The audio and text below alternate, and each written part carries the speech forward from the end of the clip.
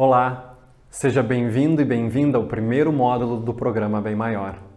E esse módulo a gente vai estar trabalhando com a redução e administração do estresse. Esse módulo ele vai estar dividido em duas partes. E hoje a gente vai estar trabalhando essa primeira parte, onde a gente vai estar definindo alguns termos ligados ao estresse, como geralmente o nosso sistema nervoso responde ao estresse e também aprender algumas novas práticas com relação a isso. Mas eu sempre gosto de começar com uma história, porque as histórias sempre trazem algo que a gente pode se relacionar e trazer para a nossa vida. Então a primeira história é o seguinte, que resume muito a intenção e o objetivo desse módulo. A história é de um fazendeiro, e esse fazendeiro ele estava trabalhando no celeiro. E nesse celeiro tinha muito feno. E ele tinha um relógio muito valioso. E ele deixou esse relógio em algum lugar. E ele procurou e não encontrava de jeito nenhum. Como tinham várias crianças brincando no campo, na parte de fora do celeiro, ele falou, bom, já que eu não encontrei, vou convidar as crianças aqui para procurarem. E aí elas foram atrás e começaram a buscar aquela algazarra, procura dali, ficaram 1-2 horas procurando e nada encontraram. E aí esse fazendeiro, ele falou, bom, acredito que eu não tenha perdido aqui, então eu perdi em algum outro lugar. Nesse meio tempo veio uma criança e falou assim, será que eu posso ficar sozinha aqui no celeiro e todo mundo sai? E aí o fazendeiro, sem entender muito, ok. Todo mundo saiu e ele ficou espiando pela porta a criança. A criança sentou no meio do celeiro, fechou os olhos e simplesmente começou a escutar. De repente ela se levantou e foi e pegou o relógio. E aí ele entregou para o fazendeiro. E o fazendeiro falou para ele, ué, mas como tu encontrou o relógio? Tu tem algum poder psíquico, alguma coisa assim? Daí ele falou, não, simplesmente eu silenciei um pouco a minha mente e escutei o tic-tac do relógio. E aí eu fui atrás dele para procurar. Então esse módulo diz muito respeito a gente começar a se escutar um pouco mais. Porque às vezes a resposta ela é muito simples. Basta que a gente consiga centrar e se escutar. Só que a gente vive numa agitação mental, numa agitação de trabalho o tempo todo. Então é muito difícil para a gente se escutar e até mesmo escutar os outros. A gente vive num estado de estresse. E aí eu pergunto de novo, começo esse módulo com perguntas de mito e verdade para vocês. Primeira pergunta de mito e verdade, aí vocês reflitam aí o que vocês acham. É mito ou é verdade? Então lá vai. Primeiro, se você não tem sintomas, o estresse não está afetando a sua vida. O que tu achas? Se não está aparecendo sintomas exteriores, o estresse não está te afetando. Na verdade, isso é um mito. Muitas pessoas que vivem vidas altamente estressantes, né, elas podem, de repente, desenvolver problemas cardíacos. E aí elas têm um derrame, às vezes no cérebro, às vezes tem um ataque, uma palpitação no coração, um ataque cardíaco e uma palpitação no coração. Né? Assim como o estresse e o estresse crônico, ele pode acarretar problemas e condições de saúde como diabetes, que são chamadas algumas das doenças silenciosas. Até mesmo hoje que se estuda muito no mundo, que são as inflamações silenciosas. Então, mesmo se externamente tu pode não estar manifestando alguns sintomas, o estresse e o tipo de vida que tu está levando pode afetar a saúde do teu corpo, que são justamente os sintomas talvez mais perigosos, que de repente já se instalou uma condição de doença e tu achava que não esperava. Mas aqui vem uma um pouquinho mais polêmica. Mito ou verdade? Alguns drinks ajudam a desestressar. Isso é mito ou é verdade? Pensa na vida lá, as pessoas saem geralmente, né, para, eu preciso dar uma relaxada e vai beber uma bebida alcoólica, achando que isso vai desestressar. Mas sabe o que é muito interessante? Que de acordo com uma pesquisa da Universidade de Chicago, isso é um mito. E que, na verdade, o álcool ele aumenta o nível de cortisol, que é um hormônio associado ao estresse.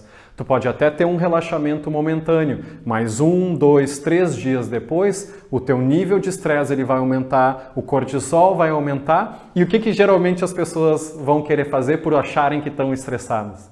Vai lá e bebe de novo. E aí entra naquele ciclo vicioso do estresse, com aquilo que a gente falou no primeiro módulo, que é a felicidade, o sofrimento embutido na felicidade. E às vezes a gente não se lembra dos momentos que a gente tem depois de rebote e sofrimento. É óbvio que às vezes tu encontra pessoas e a conexão faz com que tu te sinta bem também. Mas o álcool por si só, de acordo com essa revista científica, um jornal de endocrinologia da Universidade de Chicago, fala que justamente eleva o estresse. E a gente volta para aquele aspecto de que algo exterior não pode solucionar a nossa vida.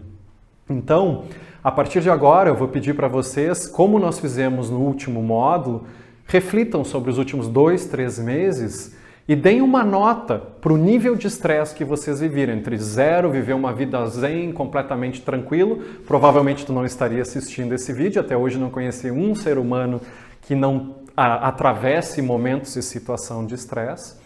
Ou se tu chega no nível 10, que provavelmente tu também não estaria assistindo esse vídeo, estaria numa cama de hospital ou algo do gênero, ou presa também, porque teria ido e assassinado alguém ou algo assim, tamanho ou nível de estresse. Né? Então, observa, guarda esse número porque a gente vai utilizar de novo no final desse encontro, tá bem? Mas eu gostaria de compartilhar com vocês aqui nesse momento, tá, alguns termos, alguns dados com relação ao estresse. De acordo com a Organização Mundial de Saúde, o estresse é a epidemia do século XXI. Né? De acordo com a Associação Internacional de Manejamento do Estresse, até um certo tempo atrás, o Brasil era o segundo lugar no mundo em estresse. É interessante que a visão que o Brasil passa para muitas pessoas é de leveza, alegria, tranquilidade, e não é exatamente isso que a nossa população está demonstrando de acordo com essas pesquisas, né? E essa é uma pesquisa do ISMA, que é International Stress Management Association. De acordo com esse grupo também, de acordo com os pesquisadores da PUC de Campinas, 70% da população mundial, brasileira é acometida com estresse. E de 50% a 75% das consultas médicas se devem ao estresse, diretamente ou indiretamente. Então é um caso de saúde pública mesmo. Mas o dado ainda mais importante para a gente ver é que 3 de cada 10 pessoas experienciam aquilo que a gente chama de burnout nas suas empresas e nos seus trabalhos, que é justamente o esgotamento psicológico, onde tu realmente não consegue trabalhar, tu não consegue render. Então tu está cumprindo ou batendo ponto sem contribuir para as outras pessoas e também não encontrando muito sentido na tua vida. E é por esse motivo que tem um boom mundial de pesquisa sobre estresse, gerenciamento e administração do estresse. Mas a gente fala, né, é um termo comum, a gente fala entre as amigos, eu estou estressado. Mas o que é exatamente o estresse? Então, muitos dos filósofos gregos diziam que antes mesmo de nós começarmos a falar sobre alguma coisa, a gente precisa definir bem os termos. E é isso que a gente vai conversar aqui, começando pelo termo estresse, ou estresse em si, que é um termo que vem da engenharia, né? Que é aquele material que ele é submetido a uma pressão excessiva. E é por isso que, digamos, as linhas de psiquiatria, neurologia e psicologia trouxeram esse termo. Principalmente, um dos primeiros pesquisadores que investigou muito a nossa resposta de estresse, que é o Dr. Han Selye, no ano de 1956. E olha o que ele fala aqui. O estresse é a resposta do corpo a qualquer demanda quando forçado a adaptar-se à mudança. Então, um estressor é qualquer fator interno ou externo que tira o teu corpo de um equilíbrio homeostático. Nós já vamos falar um pouco mais sobre isso. Então, pensem sobre estímulos externos que podem afetar esse equilíbrio dinâmico interno, como, por exemplo, o ferimento, a temperatura, a luminosidade, uma doença, né, tendo calor ou frio, que é o caso da temperatura, a sobrecarga do trabalho, o choque emocional e também memórias e emoções. Então são vários estressores e a gente tem uma resposta de estresse para se adaptar a essa mudança. Existe um outro termo que se usava um pouco tempo atrás, fica mais fácil de compreender, mas hoje se usa um termo um pouco diferente. Mas o primeiro termo que a gente vai definir aqui é homeostase. E a homeostase é justamente a propriedade que os seres vivos têm de regular o ambiente interno. Então a gente passa e faz diversas mudanças para se estabilizar, né? Para trazer esse equilíbrio dinâmico, para trazer para um nível basal. Hoje, as pesquisas mais atuais e os cientistas falam num termo que é alostase. É algo parecido com homeostase, mas fala muito mais de diversas mudanças internas para a gente acessar esse equilíbrio dinâmico. E não necessariamente a gente volta no nível basal anterior. A gente faz diversas mudanças e vários sistemas trabalham em conjunto para a gente encontrar um equilíbrio. E eu falei agora em resposta ao resposta de estresse. O que é resposta de estresse? É toda e qualquer tentativa feita pelo organismo para adquirir ou para acessar ou para restaurar o equilíbrio homeostático. E aí vem um outro pesquisador muitos anos depois, chamado de Walter Cannon. É um médico também da Universidade de Harvard. E ele fala que sempre que nós estamos numa situação de risco, de medo, de estresse, o nosso sistema nervoso ele aciona uma resposta que é chamada de flight or fight, ou seja, luta ou fuga. Então a gente vai ou enfrentar aquilo ou a gente vai sair correndo, a gente vai fugir. Então se vem um tigre na tua frente, ou tu luta com ele ou tu pica a mula, porque senão ele vai te pegar. Ou a mesma coisa, de uma outra forma na nossa sociedade. Tu vai atravessar a rua, de repente tu vê que vem um carro. Ali tu está ativando a resposta de estresse ou a resposta de luta ou fuga. Onde, se tu for o Superman, tu vai segurar o carro. Se tu não for o Superman, é melhor tu sair correndo, né? Então tu tem que tomar uma decisão rápida. E isso é chamada de resposta aguda ao estresse. E o que acontece no nosso organismo, como vocês podem ver aqui nos slides, de reações fisiológicas. A gente mobiliza a glicose e mobiliza a gordura para utilizar como energia.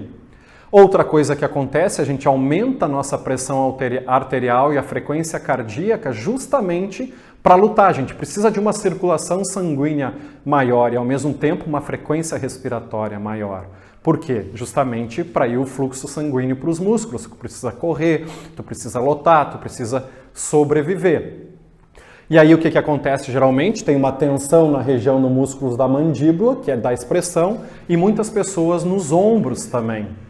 Tem um ajuste em todo o teu organismo na tua resposta imune e inflamatória, preparando para o perigo. Então tu está acionando o teu sistema imunológico justamente para se preparar para algo que talvez não seja nem real. E esse perigo talvez more só na tua mente e na tua consciência. Outra coisa que acontece é de diminuir as secreções digestivas.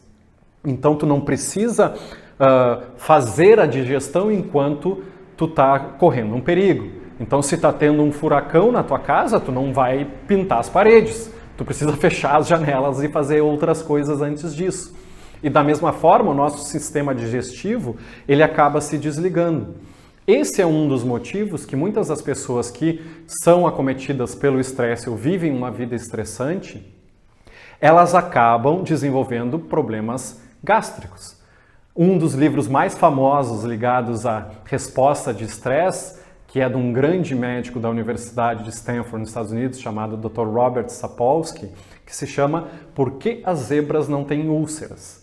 Justamente mostrando que o ser humano, onde ele é mais acometido às vezes no estresse, é no sistema digestivo. Então muitas pessoas desenvolvem gastrite, desenvolvem úlceras. Pode perceber quando tu discute com alguém, quando tu entra em mal-estar com alguém, que sensação, onde tu tem uma sensação de queimação. Geralmente as pessoas têm uma sensação de queimação no estômago. Um outro aspecto que acontece com a resposta de estresse é a inibição do sono e a inibição do apetite e libido, que é algo que justamente a população brasileira, nesse momento, vem passando com dificuldades e tem como desafio. Muitas pessoas cada vez mais consumindo medicamentos para ir dormir, medicamentos para suprimir o apetite ou até mesmo para aumentar o apetite, e até mesmo na relação sexual, dependendo algum tipo de química para conseguir se tranquilizar e ter uma relação. Então o estresse está afetando diversas áreas na nossa sociedade, mas essa resposta de estresse, ela é natural no nosso organismo, ela foi utilizada, ela pode ser utilizada para a sobrevivência. No entanto, se a gente utiliza isso não por um perigo real, mas, por exemplo, como a gente tem ativado na nossa sociedade hoje, por competitividade, por busca de segurança social, por competição ou até mesmo competência profissional, por sobrevivência econômica, pelas perspectivas futuras.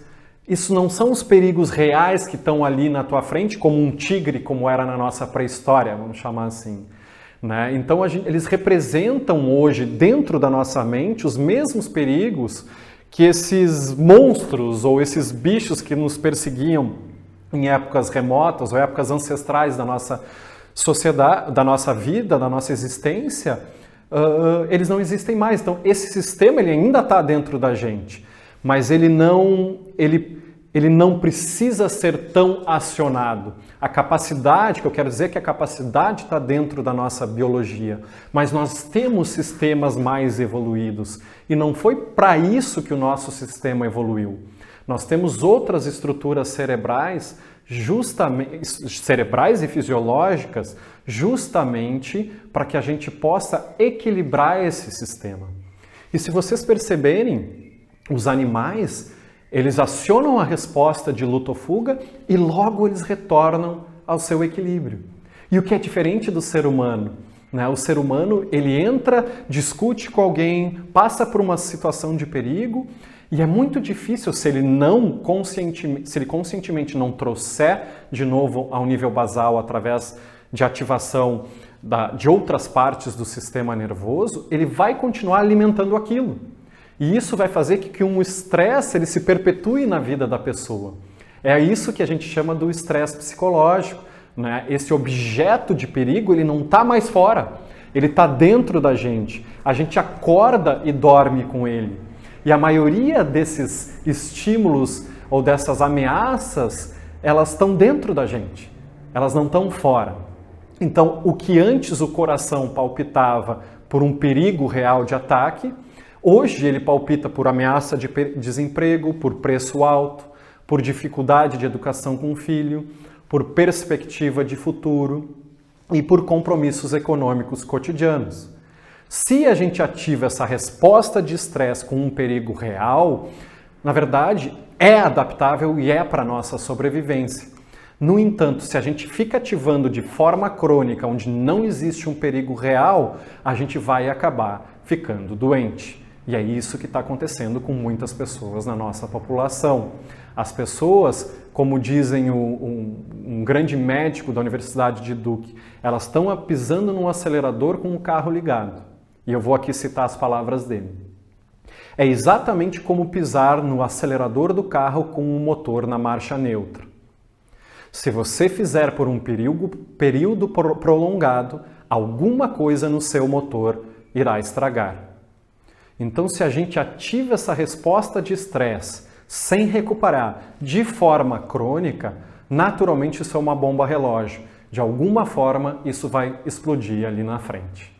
Então, antes de nós continuarmos a explorar um pouco mais algo ligado ao estresse, informações ligadas ao estresse, eu vou pedir para tu baixar o questionário que está disponível para vocês com algumas perguntas com relação a sintomas ligados ao estresse.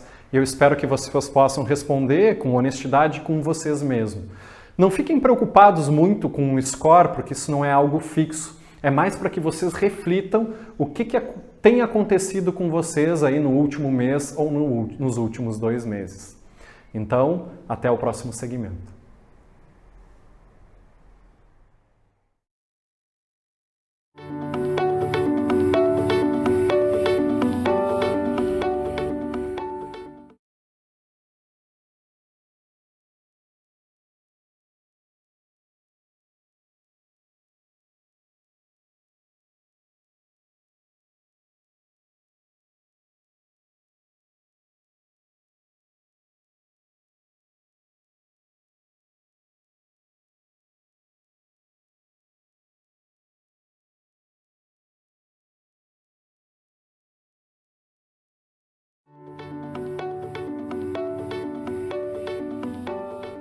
sejam bem-vindos de volta.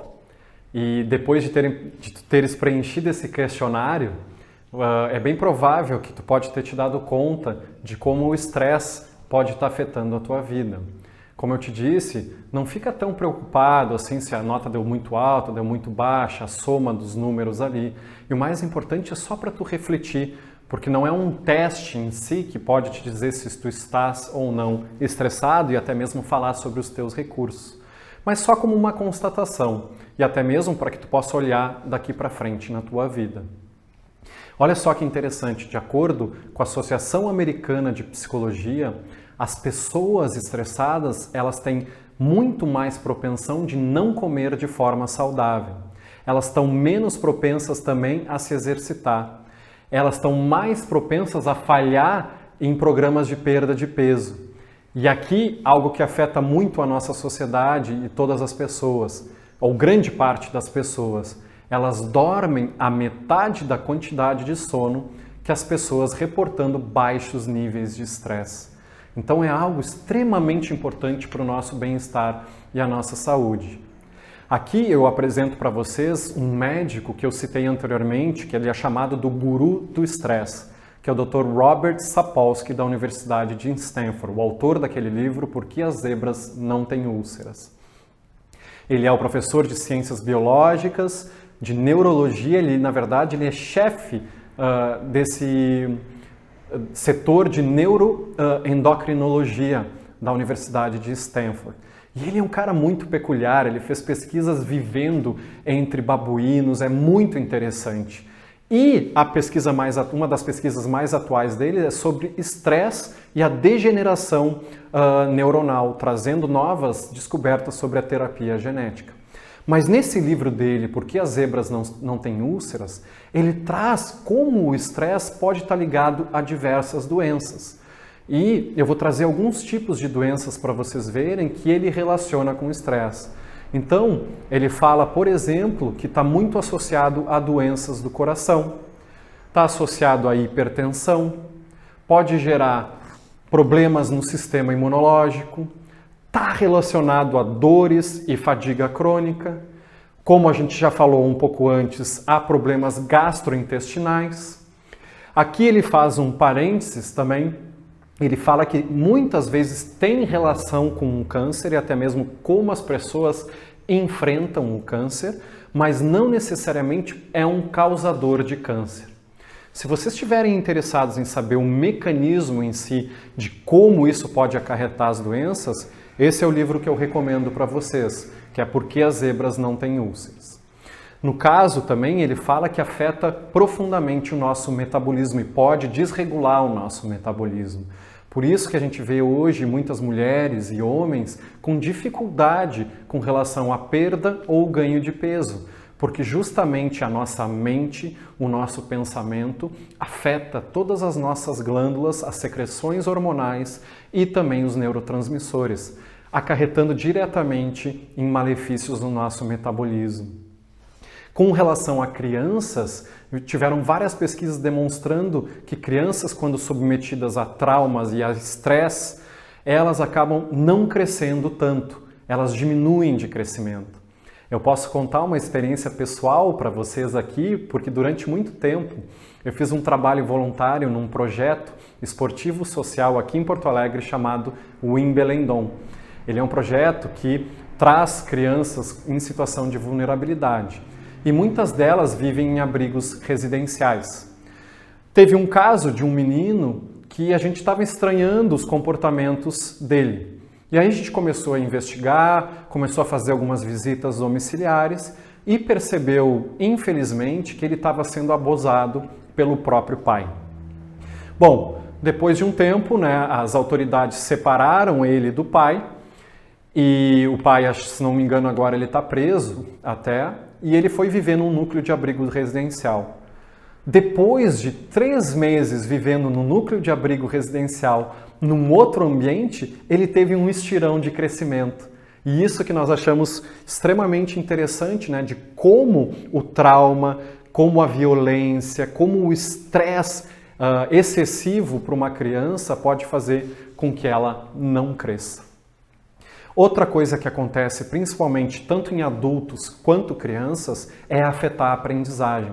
Se ela está com a mente muito agitada, conturbada, sendo vítima de muito estresse, às vezes tem situações muito difíceis nas periferias das cidades ou até mesmo em famílias no geral, isso faz com que a criança não consiga aprender. Isso não quer dizer que ela não tenha a capacidade cognitiva para isso, e sim que ela não está conseguindo se conectar com ela mesma, porque ela está sempre ativando a resposta de luta ou fuga. E nessa resposta de luta ou fuga, quando tem furacão, tu não vai pintar a cozinha. Então, se tu tá nessa resposta de luta ou fuga, tu não vai conseguir aprender, não vai conseguir prestar a atenção na aula. Outro aspecto que o Dr. Robert Sapolsky traz é que pode afetar até mesmo a nossa memória. Existem estruturas ligadas ao estresse muito próximo ao nosso hipocampo no cérebro. E isso faz com que a nossa memória seja afetada. Então, muitas pessoas podem desenvolver problemas de memória. Parece isso aqui um fatalismo, né? Pá, Guilherme, tu tá fazendo aqui um programa de redução do estresse e tu só fala de estresse, só traz notícia ruim. Mas segura, respira, a gente tem que entender um pouco o mecanismo e o que acontece, todos os malefícios que trazem, para que a gente possa realmente ver e aproveitar a vida de uma outra forma. E aí sim, através dessas atividades intencionais, do teu engajamento, do teu amor por ti, o investimento na tua saúde, tu pode construir uma realidade diferente. Um outro aspecto, retornando ao que o Dr. Sapolsky disse, que muitas pessoas desenvolvem até mesmo problemas com julgamento, a capacidade de controlar os impulsos e às vezes buscam drogas. Fica com uma dificuldade de se autogerenciar, de se autocontrolar. Outra coisa que afeta tanto a mulher quanto os homens, né, é a reprodução. Não só a reprodução, mas, como eu mencionei antes, problemas com insônia ou excesso de sono. É por isso que, né, os benzodiazepínicos eles estão sido muito vendidos no mundo inteiro, então tem um aumento nesse consumo, que no fundo pode auxiliar algumas pessoas em algum instante, mas não atua na causa em si daquele distúrbio de sono que está muito mais ligado aos hábitos de vida, os pensamentos. E a pessoa ela pode e tem recursos para conseguir transformar isso. Um outro aspecto que o estresse afeta é no envelhecimento. E a gente pode ver, e já tem muitas pesquisas com relação a isso, que o estresse ele afeta até mesmo o tamanho dos telômeros, que é um marcador nos nossos genes ali, no nosso DNA justamente, que diz respeito à nossa longevidade. Então o estresse afeta diretamente isso, acelerando o nosso envelhecimento. Outros aspectos que eu acho que muitos de vocês conhecem, até alguns já experimentaram e a gente vê muito na mídia hoje, que é a depressão. A depressão afeta muitas pessoas no mundo inteiro e pode estar ligada diretamente ao estresse. A ansiedade. A ansiedade é algo que está muito, muito forte nas pessoas, né? As pessoas estão muito preocupadas com o que vai acontecer ou até mesmo buscando novos estímulos. Isso faz com que se desconectem da presença no aqui e agora. E essa presença no aqui e agora faz com que a gente possa estar mais consciente do que a gente realmente necessita e como a gente pode suprir essa necessidade. Um último aspecto que ele traz também é a característica que é hostilidade. A hostilidade também está diretamente ligada ao estresse. E 2 cardiologistas, eles trouxeram uma pesquisa e demonstrando, primeiramente, acho que foi na década de 50 ou 60, um tipo de personalidade que está mais sujeita ainda ao estresse, que é o tipo de personalidade é o tipo A. E quais são as características dessa personalidade tipo A? Essas pessoas que desenvolvem ou manifestam essa personalidade tipo A, elas têm um risco muito mais elevado de doenças do coração, ataque cardíaco, até mesmo outras doenças. Tá? E o que eles traziam como característica dessa personalidade? Primeiro, sempre fazendo várias coisas ao mesmo tempo. Segundo, altamente competitivo.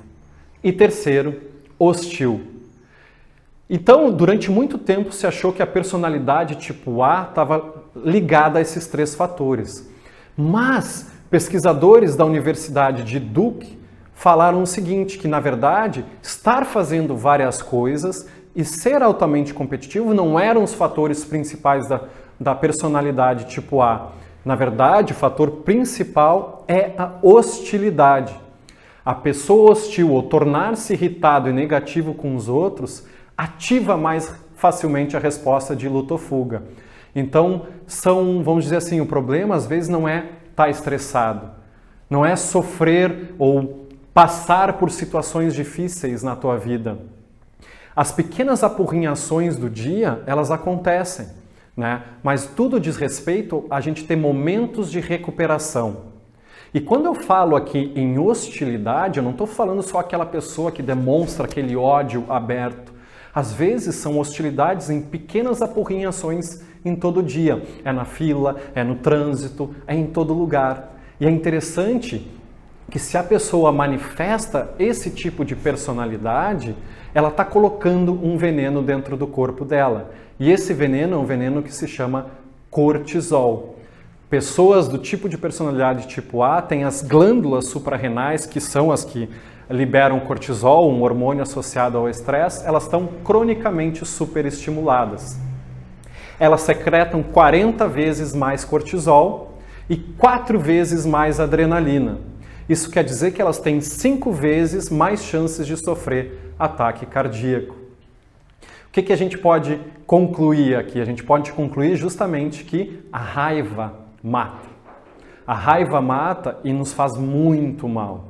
Eu me lembro e eu posso falar para vocês, eu vou pedir para vocês fazerem um outro questionário aqui da personalidade do tipo A, mas eu me lembro de fazer a primeira vez esse questionário em 2012 e 2013. E a pontuação era super excessiva, sabe? Eu era justamente aquele tipo A, a pessoa que explodia por tudo. Até porque talvez, num primeiro momento da minha vida, eu jogava basquete e precisava muito, né, da competitividade, do sangue, e eu era capitão, então eu tentava motivar muito as pessoas. No entanto, eu percebi que aquilo não me fazia bem. Óbvio, a vida me levou para um outro caminho do autoconhecimento, de um contato mais comigo, por N fatores que eu vou compartilhar com vocês depois, mas eu pude ver que ao mudar os meus hábitos de vida, transformar a forma como eu via as coisas, eu refiz aquele questionário. E aí eu vi que eu não tinha mais as características da personalidade tipo A. Então isso está sobre o nosso controle. Então eu peço para que vocês agora peguem ali o próximo documento, só para refletirem de novo se tem um pouco dessas características da personalidade do tipo A, até porque vocês possam tomar consciência e fazer algo a respeito para transformar isso. Para que em algum momento da vida de vocês possam reestabelecer esse estado de equilíbrio dinâmico e, consequentemente, de saúde integral.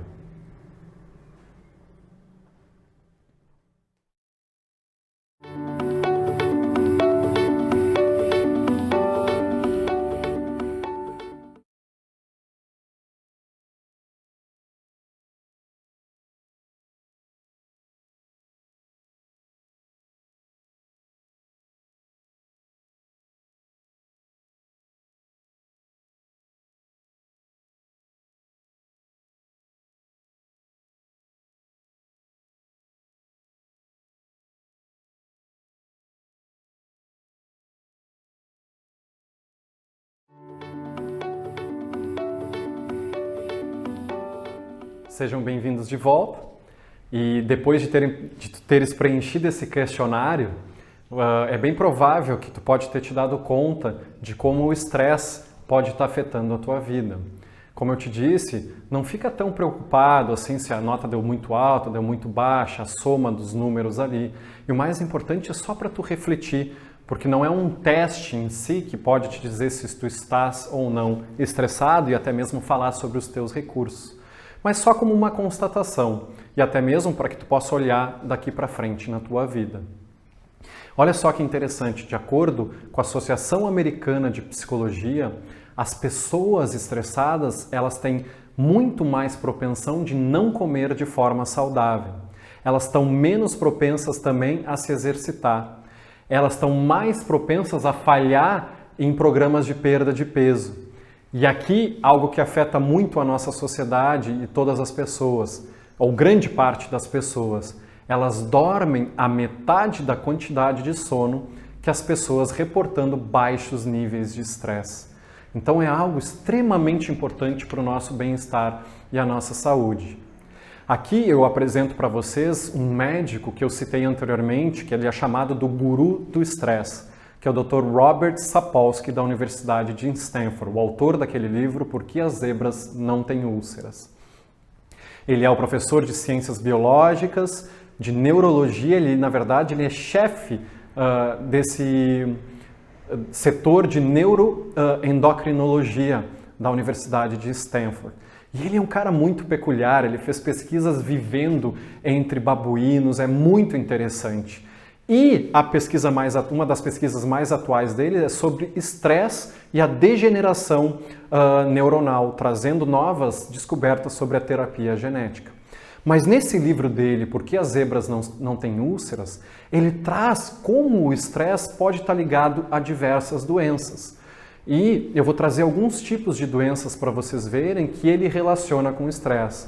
Então, ele fala, por exemplo, que está muito associado a doenças do coração, está associado à hipertensão, pode gerar problemas no sistema imunológico, está relacionado a dores e fadiga crônica. Como a gente já falou um pouco antes, há problemas gastrointestinais. Aqui ele faz um parênteses também. Ele fala que muitas vezes tem relação com o câncer e até mesmo como as pessoas enfrentam o câncer, mas não necessariamente é um causador de câncer. Se vocês estiverem interessados em saber o mecanismo em si de como isso pode acarretar as doenças, esse é o livro que eu recomendo para vocês, que é Por que as Zebras Não Têm Úlceras. No caso também, ele fala que afeta profundamente o nosso metabolismo e pode desregular o nosso metabolismo. Por isso que a gente vê hoje muitas mulheres e homens com dificuldade com relação à perda ou ganho de peso, porque justamente a nossa mente, o nosso pensamento afeta todas as nossas glândulas, as secreções hormonais e também os neurotransmissores, acarretando diretamente em malefícios no nosso metabolismo. Com relação a crianças, tiveram várias pesquisas demonstrando que crianças, quando submetidas a traumas e a estresse, elas acabam não crescendo tanto, elas diminuem de crescimento. Eu posso contar uma experiência pessoal para vocês aqui, porque durante muito tempo eu fiz um trabalho voluntário num projeto esportivo social aqui em Porto Alegre chamado Wimbledon. Ele é um projeto que traz crianças em situação de vulnerabilidade e muitas delas vivem em abrigos residenciais. Teve um caso de um menino que a gente estava estranhando os comportamentos dele. E aí a gente começou a investigar, começou a fazer algumas visitas domiciliares e percebeu, infelizmente, que ele estava sendo abusado pelo próprio pai. Bom, depois de um tempo, as autoridades separaram ele do pai e o pai, se não me engano, agora ele está preso até, e ele foi viver num núcleo de abrigo residencial. Depois de 3 meses vivendo no núcleo de abrigo residencial, num outro ambiente, ele teve um estirão de crescimento. E isso que nós achamos extremamente interessante, de como o trauma, como a violência, como o estresse excessivo para uma criança pode fazer com que ela não cresça. Outra coisa que acontece, principalmente tanto em adultos quanto crianças, é afetar a aprendizagem. Se ela está com a mente muito agitada, conturbada, sendo vítima de muito estresse, às vezes tem situações muito difíceis nas periferias das cidades ou até mesmo em famílias no geral, isso faz com que a criança não consiga aprender. Isso não quer dizer que ela não tenha a capacidade cognitiva para isso. e sim que ela não está conseguindo se conectar com ela mesma, porque ela está sempre ativando a resposta de luta ou fuga. E nessa resposta de luta ou fuga, quando tem furacão, tu não vai pintar a cozinha. Então, se tu tá nessa resposta de luta ou fuga, tu não vai conseguir aprender, não vai conseguir prestar a atenção na aula. Outro aspecto que o Dr. Robert Sapolsky traz é que pode afetar até mesmo a nossa memória. Existem estruturas ligadas ao estresse muito próximo ao nosso hipocampo no cérebro. E isso faz com que a nossa memória seja afetada. Então, muitas pessoas podem desenvolver problemas de memória. Parece isso aqui um fatalismo, né? Pá, Guilherme, tu tá fazendo aqui um programa de redução do estresse e tu só fala de estresse, só traz notícia ruim. Mas segura, respira, a gente tem que entender um pouco o mecanismo e o que acontece, todos os malefícios que trazem, para que a gente possa realmente ver e aproveitar a vida de uma outra forma. E aí sim, através dessas atividades intencionais, do teu engajamento, do teu amor por ti, o investimento na tua saúde, tu pode construir uma realidade diferente. Um outro aspecto, retornando ao que o Dr. Sapolsky disse, que muitas pessoas desenvolvem até mesmo problemas com julgamento, a capacidade de controlar os impulsos e às vezes buscam drogas. Fica com uma dificuldade de se autogerenciar, de se autocontrolar. Outra coisa que afeta tanto a mulher quanto os homens, né, é a reprodução. Não só a reprodução, mas, como eu mencionei antes, problemas com insônia ou excesso de sono. É por isso que, né, os benzodiazepínicos eles estão sido muito vendidos no mundo inteiro, então tem um aumento nesse consumo, que no fundo pode auxiliar algumas pessoas em algum instante, mas não atua na causa em si daquele distúrbio de sono que está muito mais ligado aos hábitos de vida, os pensamentos. E a pessoa ela pode e tem recursos para conseguir transformar isso. Um outro aspecto que o estresse afeta é no envelhecimento. E a gente pode ver, e já tem muitas pesquisas com relação a isso, que o estresse ele afeta até mesmo o tamanho dos telômeros, que é um marcador nos nossos genes ali, no nosso DNA justamente, que diz respeito à nossa longevidade. Então o estresse afeta diretamente isso, acelerando o nosso envelhecimento. Outros aspectos que eu acho que muitos de vocês conhecem, até alguns já experimentaram e a gente vê muito na mídia hoje, que é a depressão. A depressão afeta muitas pessoas no mundo inteiro e pode estar ligada diretamente ao estresse. A ansiedade. A ansiedade é algo que está muito, muito forte nas pessoas, né? As pessoas estão muito preocupadas com o que vai acontecer ou até mesmo buscando novos estímulos. Isso faz com que se desconectem da presença no aqui e agora. E essa presença no aqui e agora faz com que a gente possa estar mais consciente do que a gente realmente necessita e como a gente pode suprir essa necessidade. Um último aspecto que ele traz também é a característica que é hostilidade. A hostilidade também está diretamente ligada ao estresse. E 2 cardiologistas eles trouxeram uma pesquisa e demonstrando, primeiramente, acho que foi na década de 50 ou 60, um tipo de personalidade que está mais sujeita ainda ao estresse, que é o tipo de personalidade, é o tipo A. E quais são as características dessa personalidade tipo A? Essas pessoas que desenvolvem ou manifestam essa personalidade tipo A, elas têm um risco muito mais elevado de doenças do coração, ataque cardíaco, até mesmo outras doenças. Tá? E o que eles traziam como característica dessa personalidade? Primeiro, sempre fazendo várias coisas ao mesmo tempo. Segundo, altamente competitivo. E terceiro, hostil. Então, durante muito tempo se achou que a personalidade tipo A estava ligada a esses 3 fatores. Mas pesquisadores da Universidade de Duke falaram o seguinte, que na verdade, estar fazendo várias coisas e ser altamente competitivo não eram os fatores principais da personalidade tipo A? Na verdade, o fator principal é a hostilidade.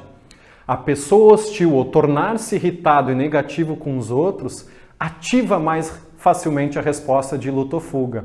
Então, vamos dizer assim, o problema às vezes não é estar estressado, não é sofrer ou passar por situações difíceis na tua vida. As pequenas apurrinhações do dia, elas acontecem, né? Mas tudo diz respeito a gente ter momentos de recuperação. E quando eu falo aqui em hostilidade, eu não estou falando só aquela pessoa que demonstra aquele ódio aberto.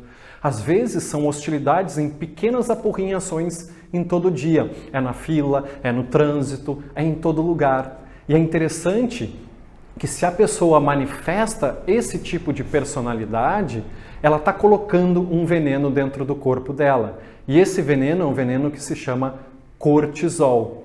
Pessoas do tipo de personalidade tipo A têm as glândulas suprarrenais, que são as que liberam cortisol, um hormônio associado ao estresse, elas estão cronicamente superestimuladas. Elas secretam 40 vezes mais cortisol e 4 vezes mais adrenalina. Isso quer dizer que elas têm 5 vezes mais chances de sofrer ataque cardíaco. O que a gente pode concluir aqui? A gente pode concluir justamente que a raiva mata. A raiva mata e nos faz muito mal. Eu me lembro e eu posso falar para vocês, eu vou pedir para vocês fazerem um outro questionário aqui da personalidade do tipo A, mas eu me lembro de fazer a primeira vez esse questionário em 2012 e 2013. E a pontuação era super excessiva, sabe? Eu era justamente aquele tipo A, a pessoa que explodia por tudo. Até porque talvez, num primeiro momento da minha vida, eu jogava basquete e precisava muito, né, da competitividade, do sangue, eu era capitão, então eu tentava motivar muito as pessoas. No entanto, eu percebi que aquilo não me fazia bem. Óbvio, a vida me levou para um outro caminho, do autoconhecimento, de um contato mais comigo, por N fatores que eu vou compartilhar com vocês depois. Mas eu pude ver que ao mudar os meus hábitos de vida, transformar a forma como eu via as coisas, eu refiz aquele questionário. E aí eu vi que eu não tinha mais as características da personalidade tipo A. Então isso está sobre o nosso controle. Então eu peço para que vocês agora peguem ali o próximo documento, só para refletirem de novo se tem um pouco dessas características da personalidade do tipo A, até porque vocês possam tomar consciência e fazer algo a respeito para transformar isso. Para que em algum momento da vida de vocês possam restabelecer esse estado de equilíbrio dinâmico e, consequentemente, de saúde integral.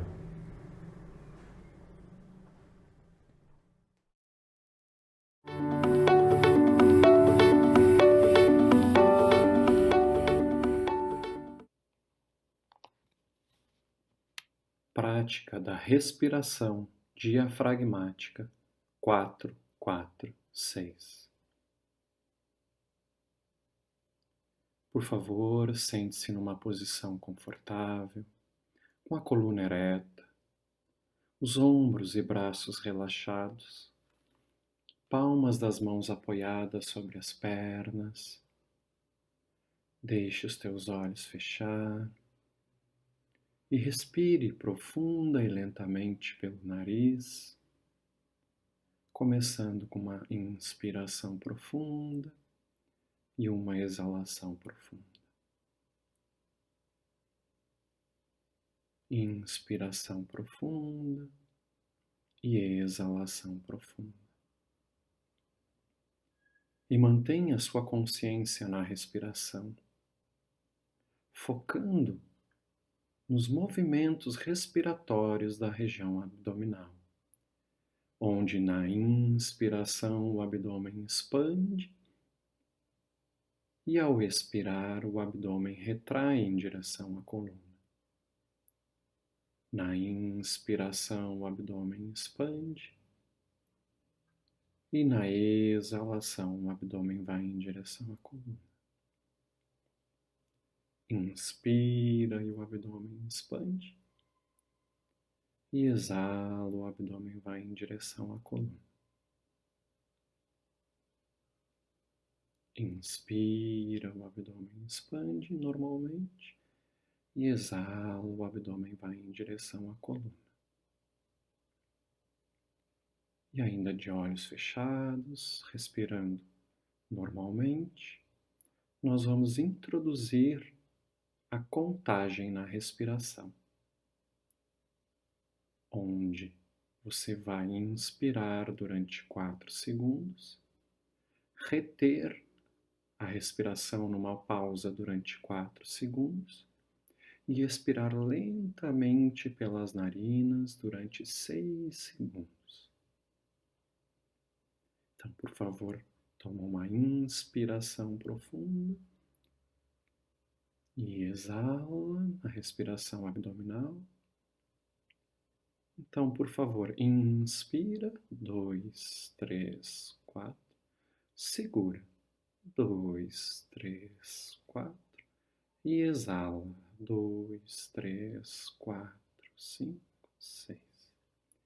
Inspira, 2, 3, 4, retém, 2, 3, 4, e exala, 2, 3, 4, 5, 6. Inspira, 2, 3, 4, retém, 2, 3, 4, e exala, 2, 3, 4, 5, 6.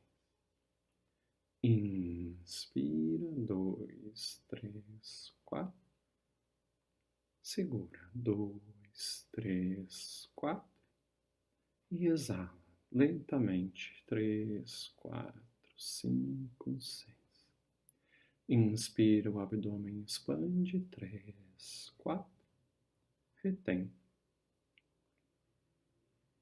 E exala lentamente, 2, 3, 4, 5, 6.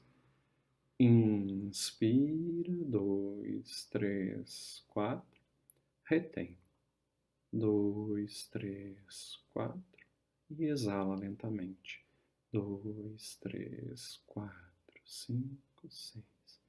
Inspira, 2, 3, 4, retém, 2, 3, 4, e exala, 2, 3, 4, 5, 6.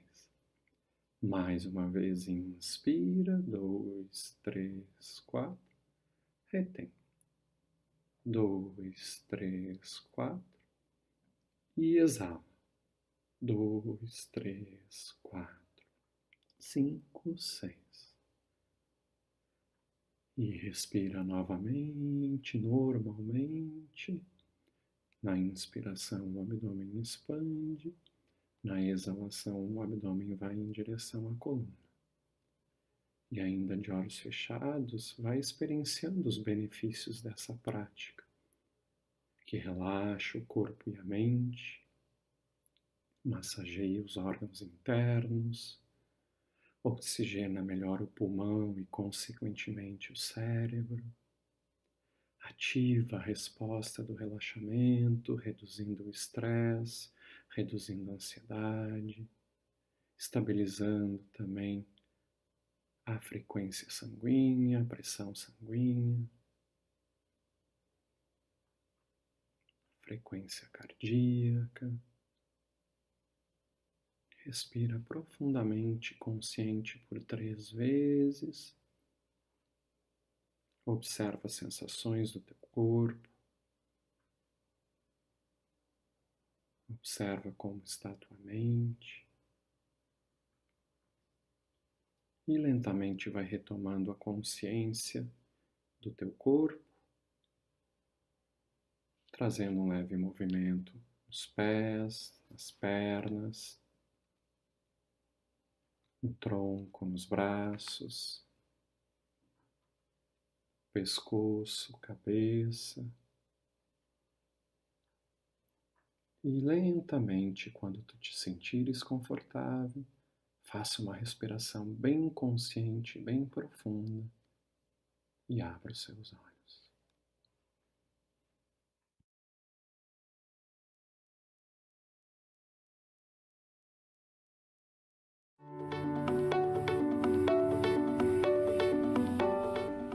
Agora, eu te convido a te observar nesse momento. Depois da prática de respiração diafragmática 4-4-6, observa a tua sensação. Observa como é viver um pouco mais equilibrado, ativando voluntariamente o teu sistema nervoso parasimpático. E isso é uma prática muito simples que se pode fazer todos os dias. E aqui é o que eu te convido a fazer nessa semana. Um pouquinho por dia, 5 minutos no dia, dessa prática de respiração formal, respiração diafragmática 4-4-6. É óbvio que a respiração diafragmática tu pode utilizar em qualquer momento do dia, dirigindo para o trabalho, voltando, caminhando, na fila do banco, dando aula, trabalhando. Eu só não recomendo fechar os olhos, é óbvio, né? Quando estiver dirigindo. Mas tu pode fazer em qualquer instante, em qualquer momento, para ativar o sistema nervoso parasimpático ou aquilo que a gente vai chamar mais frequentemente aqui de resposta de relaxamento. Tem um grande pesquisador americano que escreveu um livro. E nesse livro, o nome do médico é Dr. Richard Carlson. E nesse livro ele traz 2 regras para a gente para lidar com o estresse. Eu gostaria que vocês lembrassem disso. A regra número 1 que ele traz é: não faça tempestade em copo d'água. E a regra número 2 é: na vida, tudo são copos d'água. Então, na verdade, são pequenas ninharias que acontecem na nossa vida que a gente não precisa se preocupar. E uma forma de a gente pensar é assim: daqui 10 anos, daqui 1 mês, daqui 3 meses, isso vai ser importante? E aí tu já vê se tu precisa se preocupar com isso. Então eu gostaria de te convidar agora para deitar no chão, deita num colchonete, pode ser até mesmo na tua cama, e aciona o áudio que a gente vai fazer agora, uma outra prática, que é a prática de relaxamento profundo, junto com a respiração diafragmática. Qual é a diferença da outra prática? É que nós vamos estar fazendo um relaxamento muscular progressivo, onde tu vai levar a tua atenção para diferentes partes do corpo e levar a tua respiração conscientemente, relaxando, trazendo serenidade e tranquilidade para o teu corpo físico. Eu agradeço a todos e desejo a vocês uma ótima prática durante toda essa semana. Muito obrigado.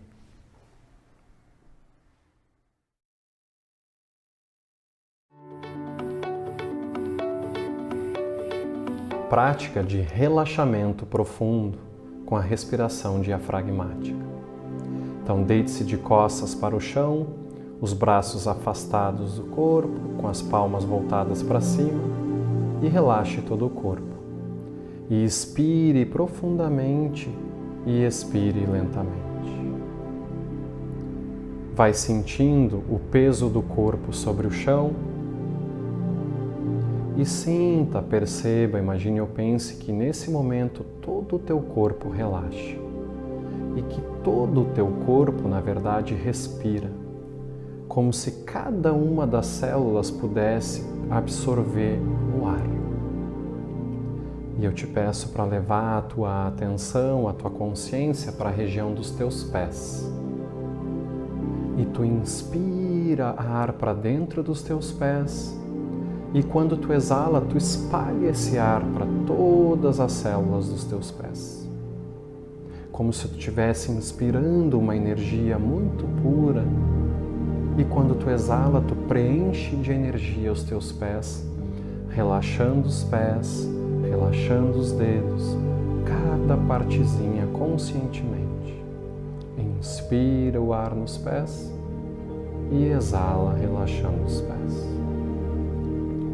Leva a tua atenção e consciência para as tuas 2 pernas.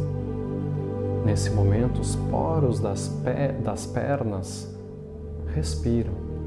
E tu inspira esse ar e essa energia para as tuas pernas, para as coxas, panturrilhas, joelhos. E na exalação, essa energia se espalha para as tuas pernas, para os teus joelhos, para as tuas panturrilhas, regenerando, equilibrando e renovando a energia das tuas pernas. Faz algumas vezes esse processo relaxando tanto as pernas quanto os pés. Leva a tua atenção para a região do teu quadril, para a região do teu ventre. Inspira conscientemente luz e energia para essa região. E na exalação tu leva o comando de relaxar profundamente essa parte, regenerando e relaxando. Da cintura para baixo, todo o teu corpo está completamente relaxado, se regenerando, trazendo um maior estado de tranquilidade, de equilíbrio, de paz, de regeneração. Cada célula das tuas pernas e dos teus pés estão sendo banhadas com esse ar e com essa energia de equilíbrio. Leva a tua consciência e a atenção para o teu tronco, para o teu peito e para as tuas costas. Inspire esse ar e energia para o teu peito, para a tua barriga, banhando os órgãos internos, e na exalação tu enche o teu tronco, tu enche as tuas costas, todas as células dessa parte com luz e energia de renovação. Tu sente uma certa leveza no peito, na tua barriga, trazendo esse estado de profunda tranquilidade, profunda paz e harmonia. E esse ar e essa energia se expande para os teus ombros, braços e mãos, como se saísse até mesmo pelas pontas dos dedos, relaxando os braços, relaxando o antebraço e relaxando as mãos. Deixa que essa energia de renovação, essa energia de tranquilidade tome conta dos teus membros superiores. Leva a tua consciência agora para o teu pescoço, para o teu rosto e para a tua cabeça. Inspira profundamente a energia para o teu rosto, para a tua cabeça, para o teu pescoço. Preenche desse ar renovador, dessa energia que purifica. E exala, relaxando completamente os músculos da tua face, a tua cabeça e o teu pescoço, fazendo com que todo o teu corpo entre no maior estado de relaxamento, de regeneração, de equilíbrio, paz e tranquilidade. E desfruta desse estado de tranquilidade, desse estado de paz por alguns instantes, não esquecendo de fazer respirações profundas. E a cada inspiração e expiração tu vai um pouquinho mais fundo, mais e mais fundo, num estado onde traz uma completa regeneração, um reequilíbrio e a harmonia original do teu ser. Como se tu tivesse mergulhado num oceano de energias onde tu não consegue mais perceber os limites do teu corpo. E te banha nesse oceano de energia uma vibração positiva que relaxa todos os músculos do teu corpo, acalmando profundamente o teu ser. O teu corpo tão leve quanto o ar.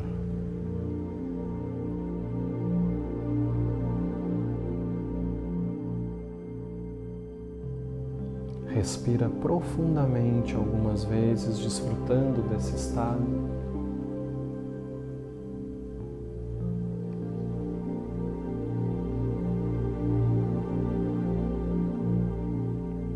E lentamente vai retomando a consciência do teu corpo. E ao retomar a consciência das partes do teu corpo, tu vai movimentando elas, começando pelos pés. Traz um leve movimento para os dedos dos pés, os tornozelos, sempre respeitando teu próprio ritmo e a tua própria consciência. Traz um movimento para as pernas, pode trazer um movimento para as mãos, para os braços também, o pescoço para um lado, para o outro. Tu pode até fazer um movimento de espreguiçar um pouquinho, dar uma espreguiçada. Pode deixar de novo os teus braços ao lado do corpo. Faz 3 respirações bem profundas.